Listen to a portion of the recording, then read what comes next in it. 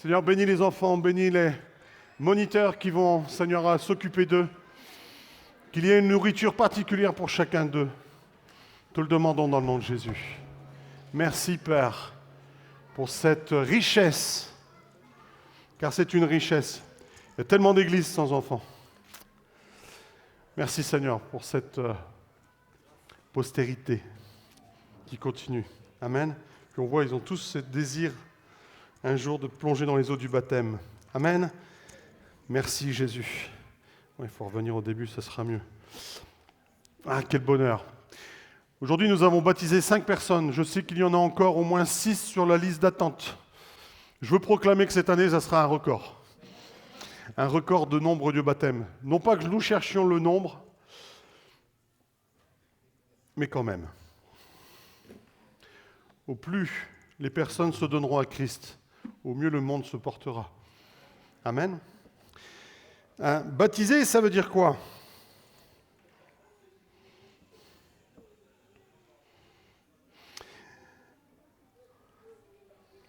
Baptiser vient du verbe grec baptizo, qui signifie plonger, immerger, noyer, submerger.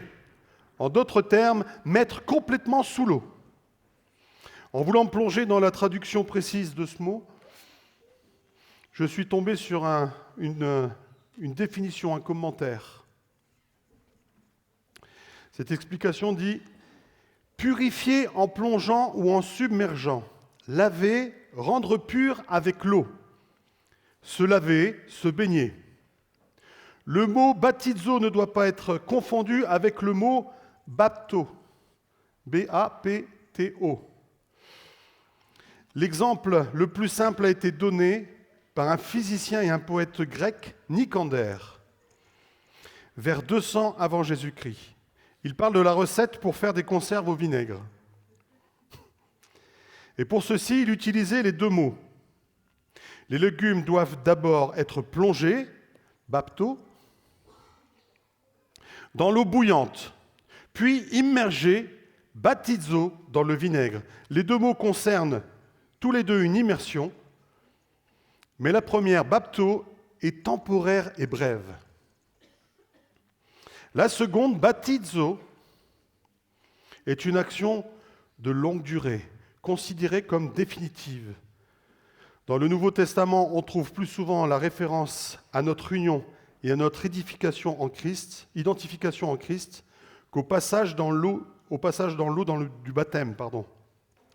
Mais nous devons comprendre qu'il ne s'agit pas d'un simple accord intellectuel bref, mais que nous parlons bien d'une réelle et profonde adhésion, une réelle union à Christ.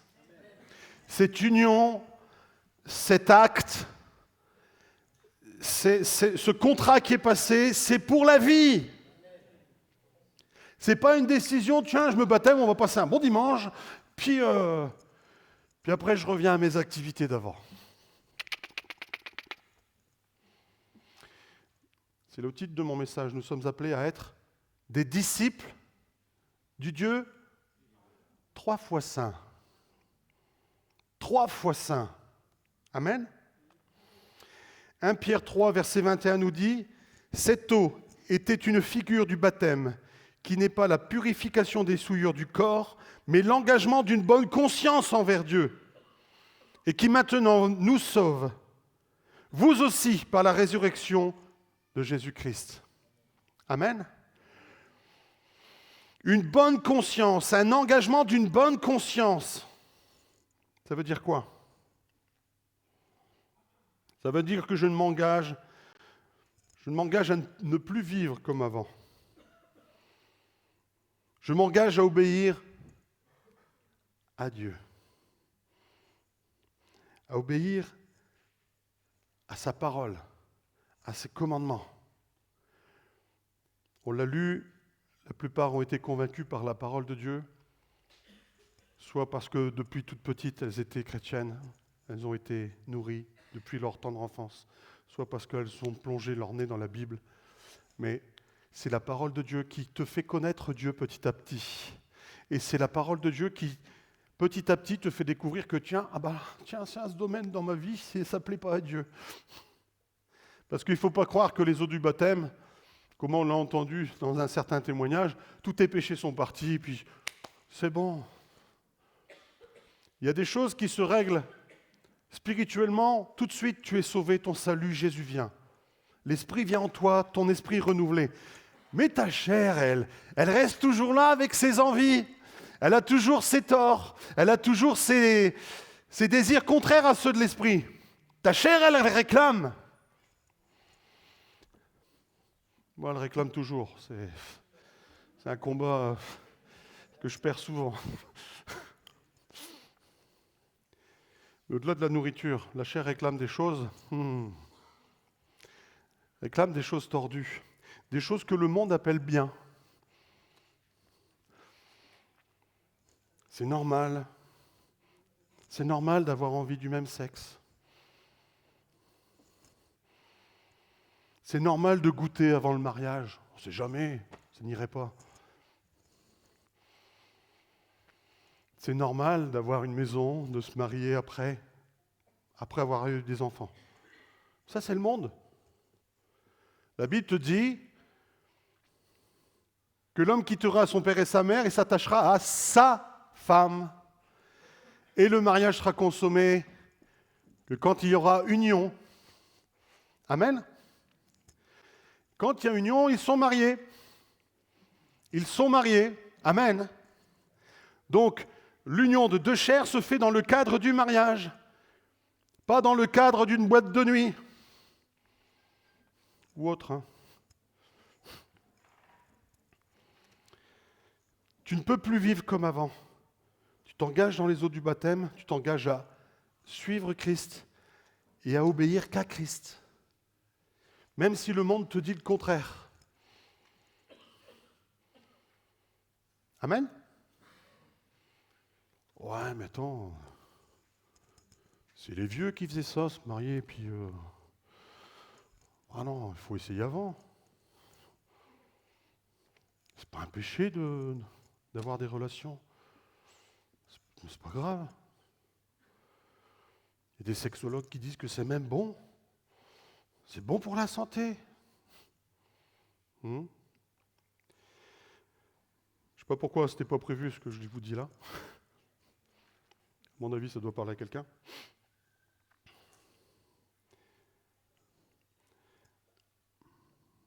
L'acte intime entre un couple n'est pas qu'un acte charnel, c'est un acte spirituel. Quand vous vous liez, tout le spirituel de la personne va se mêler au tout spirituel de l'autre, et vous ne ferez qu'une seule chair. Amen. Tous ceux qui vont de sexe en sexe se lient spirituellement avec différentes origines. Tu couches avec quelqu'un, un inconnu, tu ne sais pas, il est lié à un esprit de mort. Cet esprit mort prend pouvoir sur toi. Tu n'as jamais rien fait de mal dans ta vie, tu te demandes pourquoi, tiens, tu as des envies de suicide qui te tombent dessus. Tu te lies avec quelqu'un qui a fait de la sorcellerie, qui a fait de l'occultisme, qui a touché aux sciences occultes. Tout de suite, tu ouvres la porte à l'ennemi parce que tu t'es lié spirituellement avec cette personne. Tu penses n'avoir fait qu'un acte sexuel, mais spirituellement, tu t'es corrompu. Amen. Ah, je pensais avoir des amen. Je pensais être en face des chrétiens, mais bon.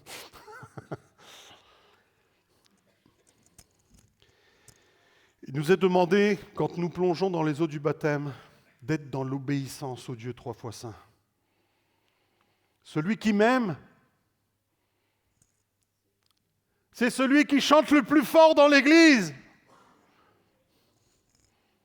C'est ça qui est écrit, non?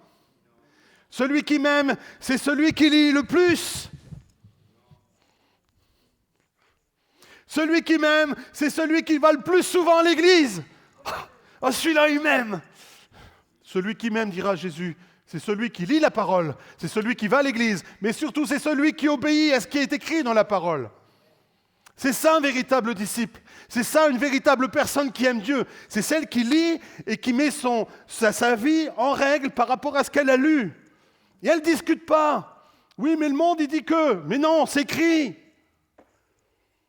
C'est écrit à sa femme. Pas à ses femmes. Ouais, mais pasteur, lis, Salomon, il en a eu 1000. Ok, Salomon en a eu 1000. C'est vrai, c'est écrit. J'ai jamais dit que Dieu est cautionné. C'est écrit nulle part. Par contre, c'est écrit, c'est pourquoi l'homme quittera son père et sa mère et s'attachera à sa femme. Amen. Et sa femme aura, ses désirs se porteront sur son mari, pas sur les autres. Amen. Oh, c'est beau. C'est beau. Et l'intimité se fait de manière conjugale. L'intimité du couple, c'est beau, c'est merveilleux. Amen. Mais dans un cadre conjugal, c'est une bénédiction. Parce qu'on est en Dieu tous les deux et on vient s'unir avec les bénédictions de Dieu ensemble. Et ensemble, on s'édifie. Amen. Quand vous avez des relations entre conjoints, vous vous édifiez. Spirituellement, vous vous édifiez.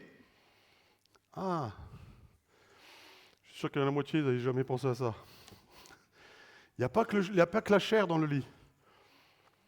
Il y a l'édification spirituelle. Ensemble, on s'édifie. Amen. Et la Bible est claire. Ésaïe 6, versets 1 à 5. L'année de la mort du roi Osias, je vis le Seigneur assis sur un trône très élevé, et les pans de sa robe remplissaient le temple. Des séraphins se tenaient au-dessus de lui.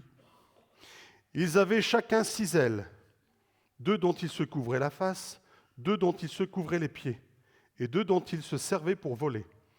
Ils criaient l'un après l'autre et disaient « Saint, Saint, Saint est l'Éternel des armées. Toute la terre est pleine de sa gloire. Les portes furent ébranlées dans leur fondement par la voix qui retentissait et la maison se remplit de fumée. Alors je dis, malheur à moi, je suis perdu, car je suis un homme dont les lèvres sont impures. J'habite au milieu d'un peuple dont les lèvres sont impures, et mes yeux ont vu le roi, l'Éternel des armées. » Amen. Voilà le Dieu pour lequel on donne sa vie. Voilà le Dieu pour lequel on se baptise. Le Dieu 3 fois saint, celui qui est là, qui règne avec gloire. Et la gloire, ce n'est pas des jeux de lumière qui arrivent avec la pompe à fumer. Psst, entendez ma voix. La gloire de Dieu, c'est pas un trucage, c'est pas un effet. La gloire de Dieu, c'est une puissance inexplicable. Tout homme qui s'est retrouvé devant la gloire de Dieu était dans la crainte et il tombe. Là, ils écrivent « Malheur à moi qui ai les lèvres impures et dont j'habite au milieu de gens qui ont les lèvres impures. » Il est conscient du péché qui est en lui et du péché qui est autour de lui. Et il se sent sale devant la sainteté et la gloire de Dieu. Mais ça fait combien de temps que tu n'as pas éprouvé cette crainte en venant de Dieu? Ouais, c'est la grâce maintenant. J'ai péché, c'est pas grave, Dieu, il me pardonne. On prend aujourd'hui à la légère. La grâce, ça ne veut pas dire vous avez le droit de faire n'importe quoi de votre vie. Je vous rappelle que le Dieu 3 fois saint, 3 fois saint pourquoi? Père, Fils, Saint-Esprit. Amen. Le Père est saint, le Fils est saint, l'Esprit est saint. 3 fois saint. Nous disons que nous donnons notre vie à Jésus. Il fait de nous ses frères, des co-héritiers de Christ. Vous ne devenez des personnes qui êtes identifiées comme le corps de Christ. Vous êtes appelés à être saints. C'est dans ce sens-là que tu ne peux plus faire n'importe quoi de ta vie. Tu es censé faire partie intégrante du corps de Christ. Le corps de Christ, 3 fois saint. Je ne comprends pas que des vies puissent être dans le désordre. Non. Je ne comprends pas que des vies puissent être dans le péché. On pêche tous, on est d'accord. On n'est pas libre d'un mensonge qui va glisser ou d'une moquerie, j'en sais rien, bref. On pêche tous. Je parle d'une habitude de péché. Des gens qui se complaisent devant des films porno, devant l'impureté, dans l'adultère, qui se complaisent dans le vol, dans la corruption, qui aiment voler. Oh non, il n'y a pas ça dans l'Église. Bah tiens, quand tu déclares pas ceci, cela, c'est du vol. J'aime pas parler de ce sujet, parce que j'estime que nous sommes une Église bénie, mais quand tu ne donnes pas ta part pour soutenir l'Église, c'est du vol, tu voles Dieu. Pas moi que tu voles, c'est pas l'Église, tu voles Dieu. On ne fait jamais d'appel à l'argent, on ne parle jamais sur la dîme, mais là j'ai à cœur de vous le dire. Tu ne donnes pas ce que Dieu te demande de donner, tu voles Dieu. Amen. Quand on ne fait pas ce que Dieu nous demande, nous ratons la cible, c'est ce qui s'appelle le péché. Le problème, c'est que dans beaucoup de vies de chrétiens, on rate la cible, on prend l'habitude de rater la cible, on prend l'habitude de vivre dans le péché, et c'est pas grave. Dieu m'aime. Dieu m'aime. Je viens à l'église, j'offre mon culte. Je ne comprends pas. Dieu ne me parle plus. Moi, quand Dieu ne me parle plus, je dis Seigneur, qu'est-ce que j'ai fait? Il dit, montre-moi. Parce que... Ou alors, je viens et je dis Seigneur, ouais, je sais ce que j'ai fait et je le règle tout de suite. On peut passer quelque temps à sentir la présence de Dieu, sans sentir sa parole, mais au bout d'un moment, si tu es réellement un enfant de Dieu, ça doit te poser problème de ne plus avoir cette communion avec lui. Ça doit, je ne sais pas. Prenez n'importe quel gamin, enlevez-le de ses parents. Peut-être que les premières heures, il va dire « Wouhou, je vais pouvoir faire ce que je veux ». Qu'est-ce qui se passe quand on reçoit des petites filles à la maison? Waouh!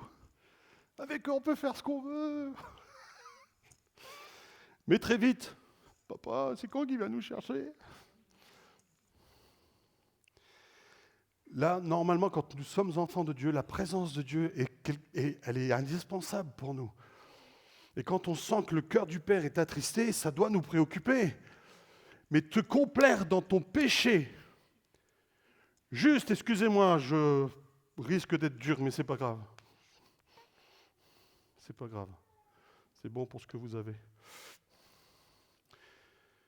Rester enlisé dans ton péché juste parce que c'est dur de le lâcher.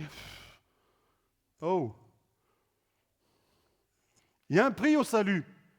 C'est de quitter ça, justement, et de rentrer dans l'obéissance. Amen. Il n'y a pas beaucoup d'amen. Hein.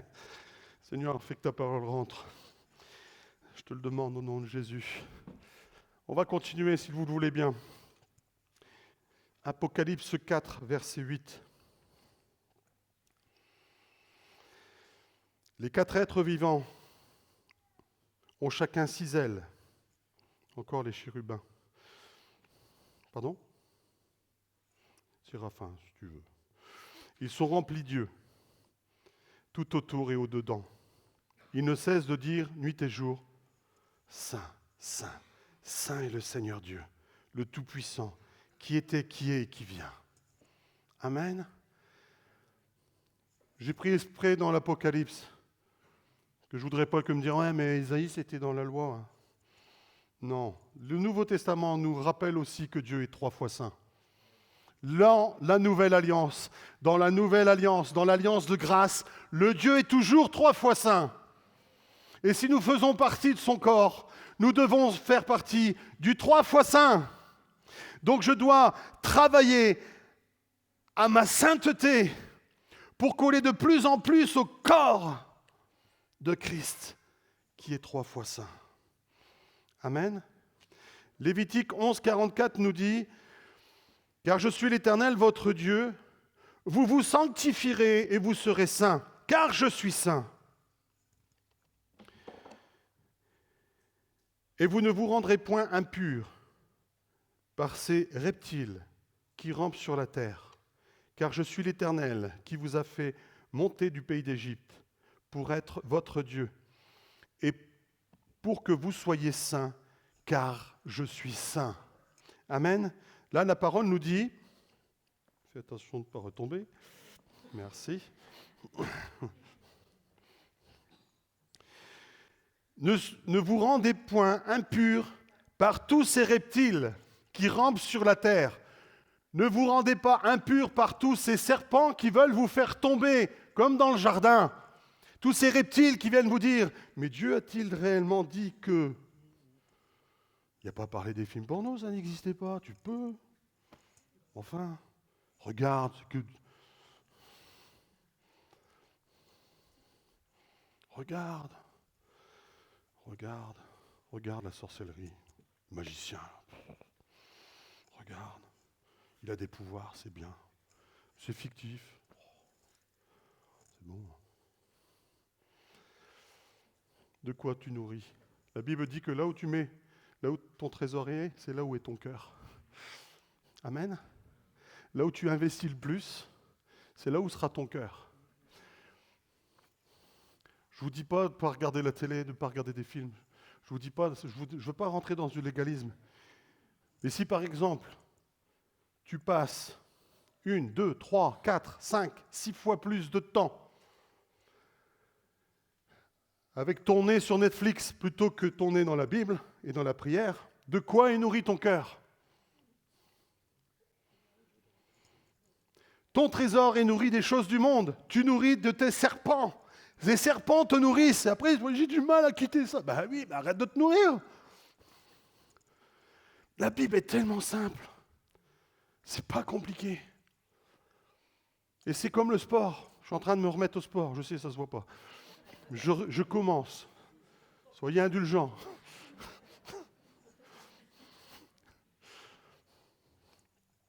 Il est évident qu'avec la condition physique que j'ai, je ne vais pas me lancer dans un marathon tout de suite. Mais au bout de 2 bornes, le mec, il est par terre. Tu as l'habitude de te plonger dans la pornographie, tu as l'habitude de te plonger dans des films, et tu n'as pas l'habitude de lire ta parole de Dieu. Bon, couper avec le péché, ça se fait tout de suite. Je décide que je coupe. Amen. Mais la parole de Dieu, c'est pas parce que tu décides de suivre Dieu que tu vas devenir un enseignant tout de suite. Commence par lire un verset. Commence à méditer un verset. Puis commence à prendre 2 versets par jour, 3, étale-les sur la journée si c'est trop long. Mais prends l'habitude à chaque jour de te nourrir de la parole de Dieu. Chaque jour, tu nourris ta chair. Chaque jour, tu prends 3 repas, plus les collations entre les 2. Tu la nourris, ta chair, hein, t'en prends soin. Comme mon pasteur. Ouais, mais ton pasteur, lui, se nourrit de la parole aussi. Ton pasteur, il prie. Amen. Parce que c'est pas parce que je suis pasteur que je suis exempt de toute chose. Des fois, je reprends des frères, mais toi, tu ne peux pas comprendre, t'es pasteur. Mais je dis, mais attends, quand une mini-jupe passe devant moi, je la vois. Et le pasteur, il reste un homme. Il la voit. Mais parce que mon cœur est attaché à la parole de Dieu, parce que mon cœur est attaché à une vie de prière, à une habitude de piété, mon œil ne se laisse pas et mon cœur ne se laisse pas distraire plus profondément que cela. Là, regarde, merci Seigneur pour ce qui vient de passer, c'était beau. Il ne faut pas non plus être... oh non, ah. C'est bon, c'est une créature de Dieu. Oh. Quand on est devant une belle montagne, une belle nature, on dit « Waouh !» Mais c'est vrai, une jolie dame qui passe, un joli bonhomme qui passe, gloire à Dieu. Merci Seigneur pour cette nature. Ça devient un problème, c'est quand tu commences à dire Donc là, tu commences à vouloir consommer Tu commences à t'imaginer des choses. Et il est là le péché qui commence à rentrer. C'est là toute la différence.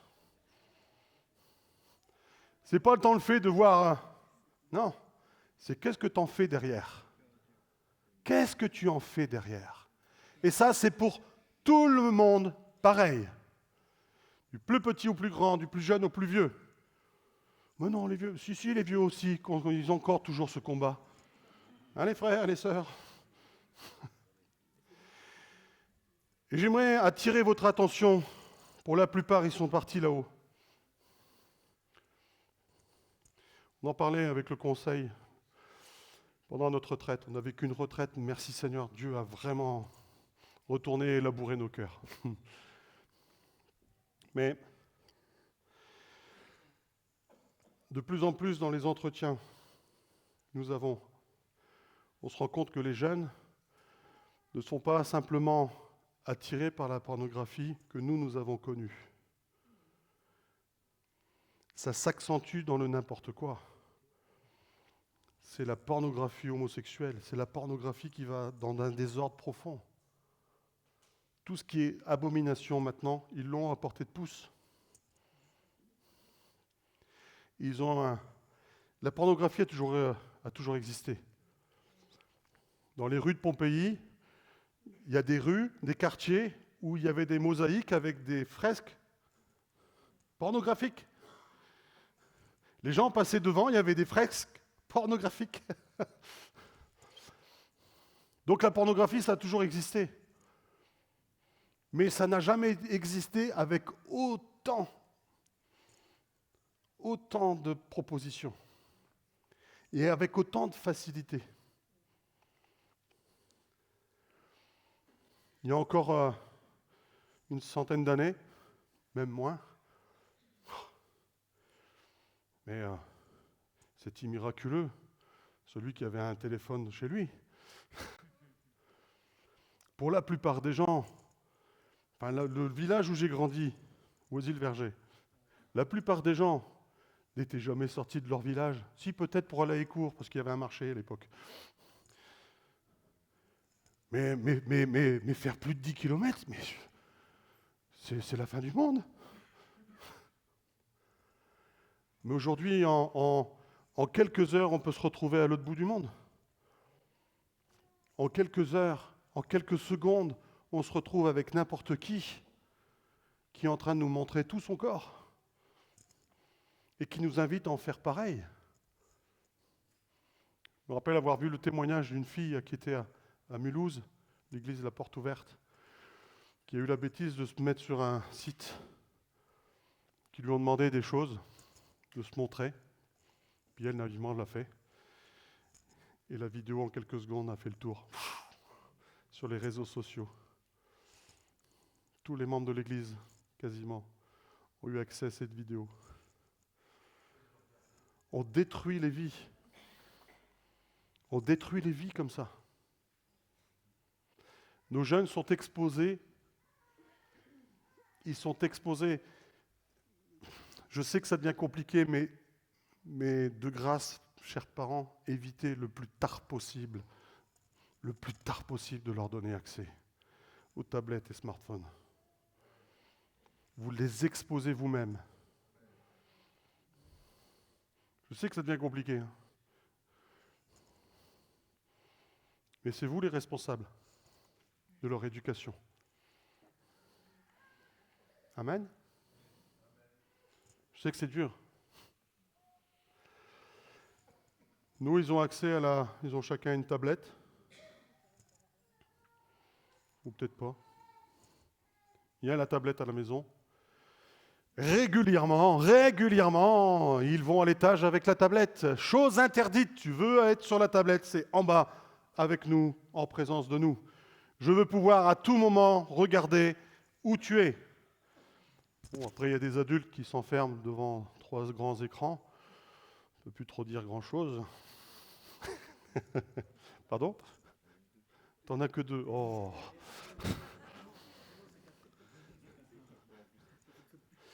Alléluia, t'as cassé ton truc. Oh, Dieu est bon. Dieu est bon. Dieu est bon. Ah, je suis de bonne humeur, là. 1 Pierre, chapitre 1, verset 14, nous dit « Comme des enfants obéissants, ne vous conformez pas aux convoitises que vous aviez autrefois, quand vous étiez dans l'ignorance. » Quand vous étiez dans l'ignorance. Amen. Mais puisque celui qui vous a appelé est saint, vous aussi soyez saints dans toute votre conduite, selon qu'il est écrit, vous serez saints car je suis saint.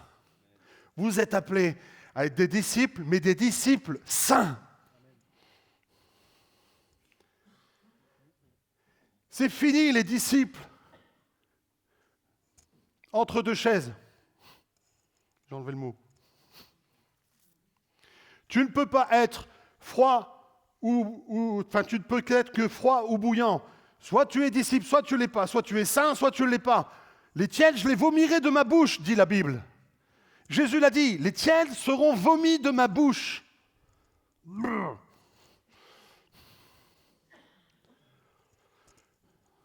Ah, elle est où la grâce là? La grâce, c'est que Jésus a donné sa vie et a racheté vos péchés et vous a rendus saints. Notre responsabilité, c'est de chercher à marcher et à construire cette vie de sainteté avec lui, en collaboration avec le Saint-Esprit. Le Saint-Esprit ne sert pas qu'à chanter, à parler en langue, à prophétiser. Le Saint-Esprit est là, surtout, et avant toute chose, à nous rendre capables d'obéir à la parole de Dieu. Je vous enverrai une aide. Je n'ai pas besoin d'aide pour parler en langue, tout ça, ça passe tout seul. Mais pour garder ma vie dans la sainteté, oh combien j'ai besoin du Saint-Esprit. Tout seul, je ne peux pas y arriver. Plus c'est moi qui lutte, plus c'est ma chair qui lutte, plus je me plante. Mais par contre, quand je me confie dans le Saint-Esprit, Saint-Esprit, aide-moi. Le Saint-Esprit t'aide. Il t'aide à être saint, à vivre dans la sainteté. Tu n'es pas seul. Amen. Il t'a envoyé une aide. Romains 3, au verset 23, nous dit « Car tous sont péchés, sont privés de la gloire de Dieu. Ils sont gratuitement justifiés par sa grâce, par le moyen de la rédemption qui est en Jésus-Christ. » Amen. C'est par grâce. Le Saint-Esprit est là pour nous aider à rentrer dans sa sainteté. C'est pour ça qu'on ne peut pas dire « Je ne peux pas, c'est trop dur, c'est compliqué, gna gna. » Non. Ça, c'est un mensonge. Ça, c'est un mensonge. Il te suffit juste de décider. Et normalement, la décision, vous l'avez prise quand vous êtes descendu dans les eaux du baptême. Vous l'avez déclaré publiquement. Je veux suivre Christ. Mais suivre Christ, ça veut dire je veux lui obéir et je veux vivre d'une manière qui lui plaît. Pas la manière qui plaît au monde, mais la manière qui plaît à Christ. Appelé à être saint, disciple du Dieu 3 fois saint. Amen. Je sais que c'est de plus en plus dur de vivre cela. Le monde essaye de rentrer avec force dans nos églises, à nous imposer des rythmes de vie. Oh, mais pour le mariage, tu as le temps. Mais ça, c'est des trucs du monde. Si vous êtes amoureux, si vous voulez passer votre vie ensemble, mariez-vous, engagez-vous et allez-y. Oh ouais, mais je ne suis pas sûr, il faut d'abord être ce machin. Mais c'est quoi ça? C'est le doute. C'est le doute.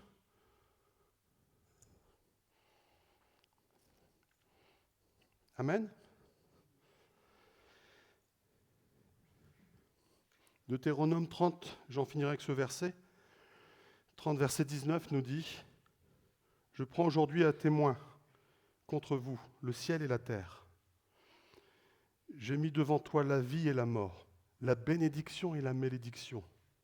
Choisis la vie, afin que tu vives, toi et ta postérité. » Amen. Alors non seulement, si tu fais ce choix de chercher à vivre dans la sainteté, ton cœur va être allégé. Tu n'auras plus ces combats intérieurs.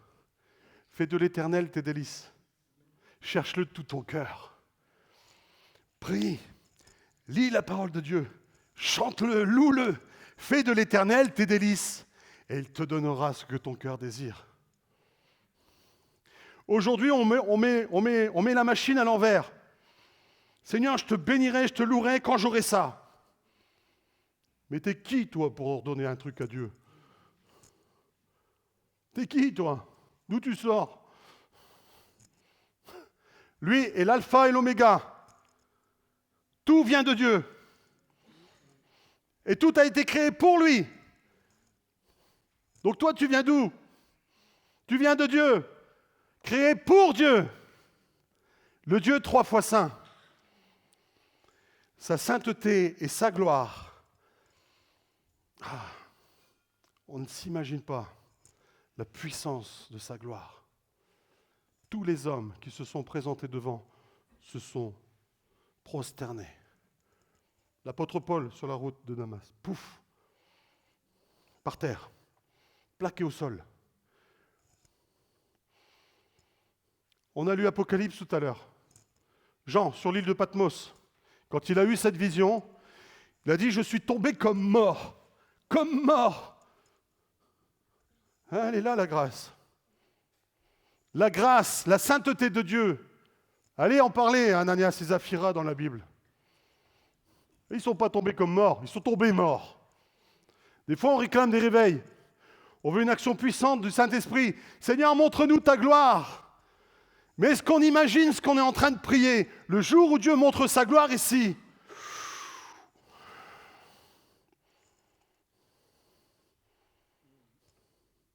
Connaissant certaines vies, il y a une paire de morts là. Hein. Je ne juge pas.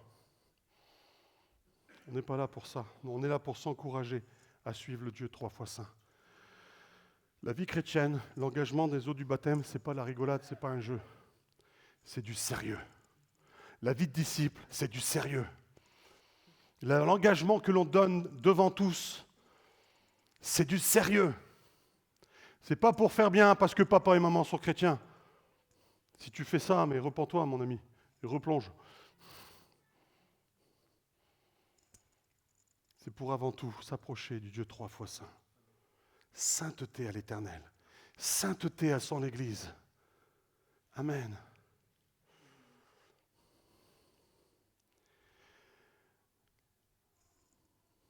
Le livre des Corinthiens nous dit bien que quand Jésus reviendra,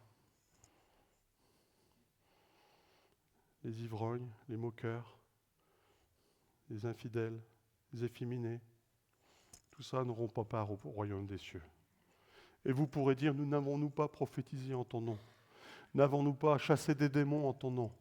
Je ne vous ai jamais connu, parce que tu n'as pas cherché à être saint. La vie chrétienne est sérieuse, frères et sœurs. Et j'avais à cœur de donner ce message ce matin. Parce que j'ai souvent l'impression qu'on la prend un peu dessous le bras, et puis c'est bon. Faut pas être dur.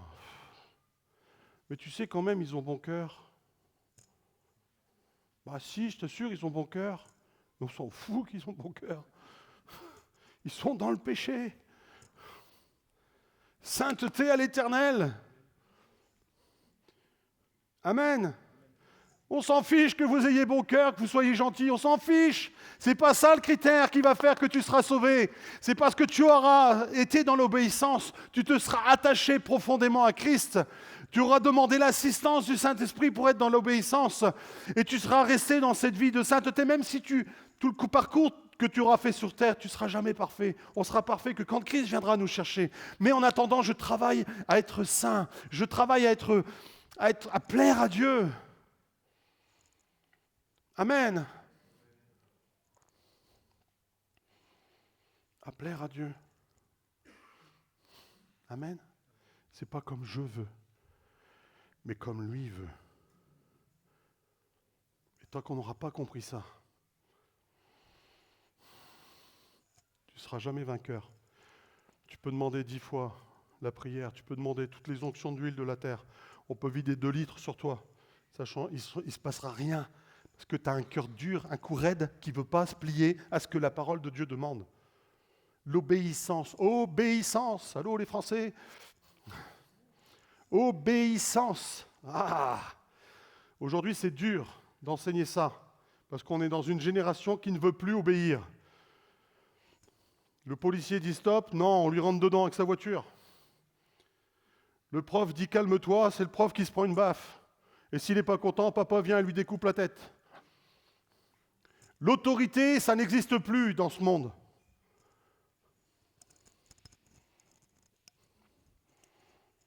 Mais l'autorité de Dieu, tu peux toujours la contester. Le jour viendra où tu devras rendre compte, ou peut-être que tu auras cette chance, parce qu'il viendra nous chercher, de te retrouver devant une porte fermée.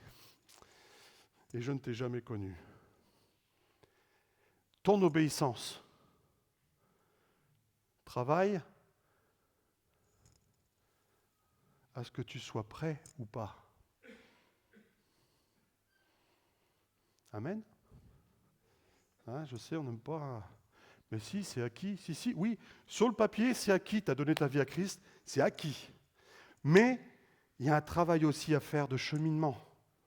C'est comme une vie de couple. Quand on se marie, c'est acquis. Amen. Alexandre, c'est acquis. Allez à toi. Mais arrête de prendre soin d'elle. Arrête de l'aimer. Ne rentre plus à la maison, reprends ta vie comme avant, rugby à fond la caisse. Et tu vas voir ce que tu vas voir. Tu vas voir comme la grâce va se transformer en cauchemar.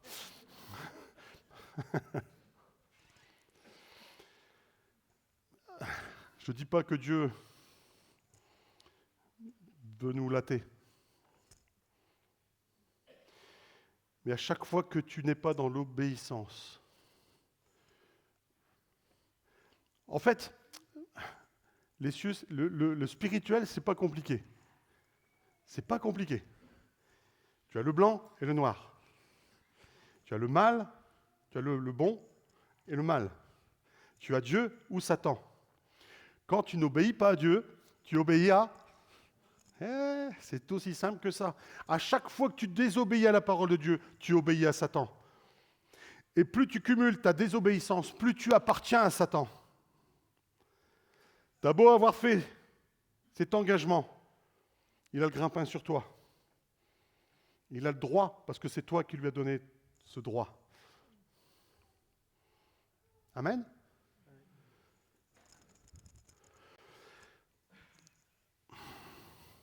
Nous devons obéir au Dieu 3 fois saint. Nous devons plaire au Dieu 3 fois saint. La vie chrétienne n'est pas un jeu. J'aimerais qu'on baisse les fronts et qu'on se rappelle